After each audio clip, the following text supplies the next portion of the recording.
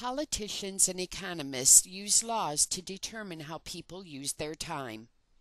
If the laws of politics and economics say that for a given intelligence and motivation, you can be paid twice as much for doing less, guess what?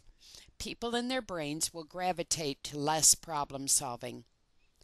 Domestically in the United States, this was evident in the movement from the brick-and-mortar industries of Main Street to the click-and-order intrigues of Wall Street.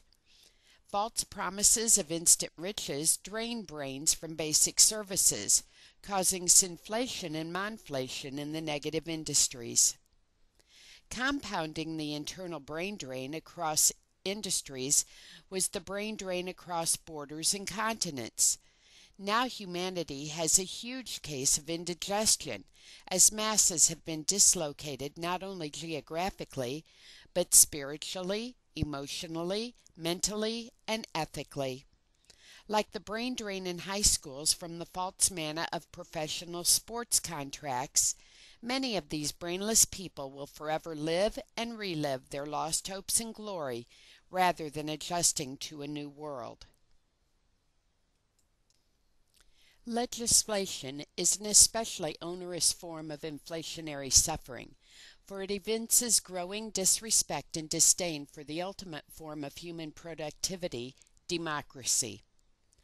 Legislation not only cheapens time, but cheapens the largest public problem-solving process, democracy.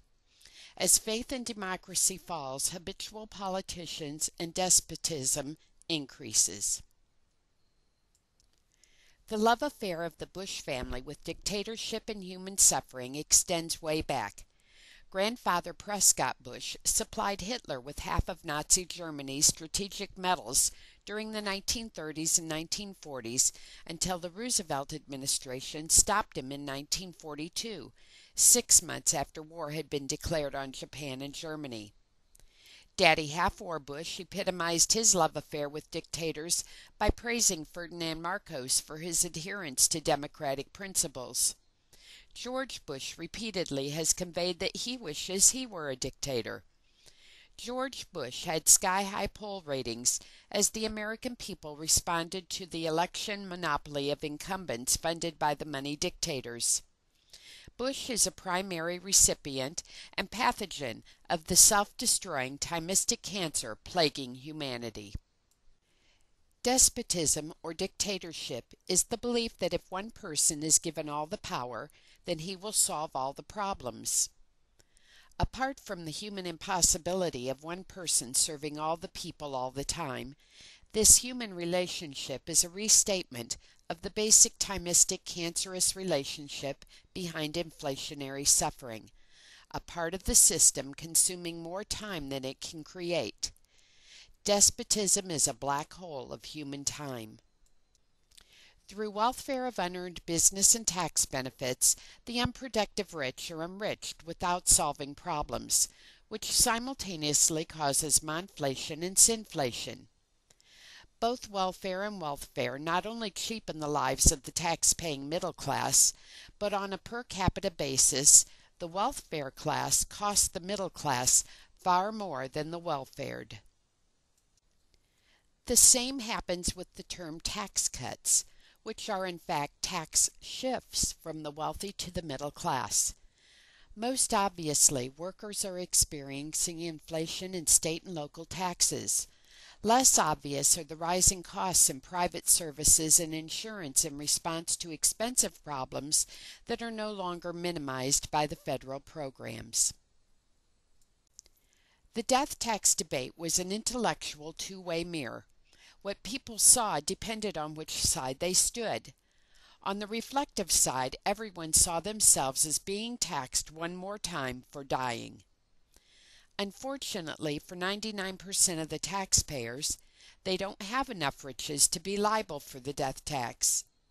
With the repeal of the death tax on the richest 1% of Americans, the other 99% of Americans will have to either pay the missing billions of dollars in tax revenues or suffer the problems from public service being underfunded by billions of dollars.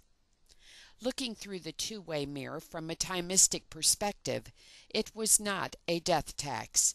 It was a pay-your-fair-share tax for living in a country that lets you get absurdly rich. It was a tax to let rich kids start at the midpoint to get rich like Dad instead of at the bottom. Now rich kids start at the top with Americans at the bottom paying the rich kids' taxes. In 1980, these tax tricks were becoming the basis of a college course in Voodoo Economics. In both foreign policy and domestic economics, it seems that some unfortunate son was not listening to Daddy. The bush-shitters' policies are speeding up the death of the dollar as a public and private financial tool. The next time you give a knee-jerk response to tax cuts, consider which you would prefer. 1. A tax-free life that leads to your kidnapping and death, which is the hell lived by most rich, untaxed people in third-world countries. 2. A 100% tax in which you get a magic wand that solves all your problems and wants. In Christianity, this is called heaven. The important issue is how much time you have free after you solve the problems in your day, year, and life. What you want is not a tax freedom day, but a problem freedom day. Unfortunately, because everyone, economists, politicians, and citizens, measure their current value in money numbers, the quantity and quality of problems are increasing. Nothing shows this better than the delay in Social Security retirement. Inflation is an inflated word that allows whoever has the power to define and report it as they want. It used to be that whoever controls history controls the future. Now it is whoever controls the media controls the future, for people don't read history. It used to be that economists at the Bureau of Labor and Statistics fudged the inflation figures. Now, fixing figures to meet a political message is a condition of employment in government. As of December 2002, the U.S. economy has lost 1.4 million jobs, but the employment rate has not increased accordingly. Why? Because bush-shitters make seasonal adjustments. National averages do not compute from state averages, but rather national averages get adjusted a few months later. However, comparisons are based on the inaccurate lower early figures. In January 2002, bush-shitters reclassified 1 million unemployed workers as discouraged workers, which disqualifies them from being counted as unemployed. To wit, figures don't lie, but liars use figures. Is inflation always and everywhere a monetary phenomenon? No. Inflationary suffering is a political thing.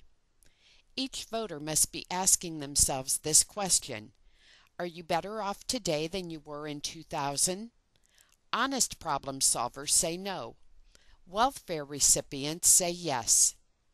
With each day, month, and year, do you feel that you have to work more and longer than you did in 2000?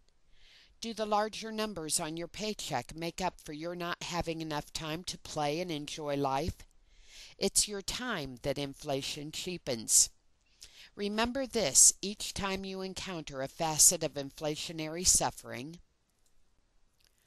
All work and no politics make Jack and Jill broke taxpayers with no health care, retirement, or security.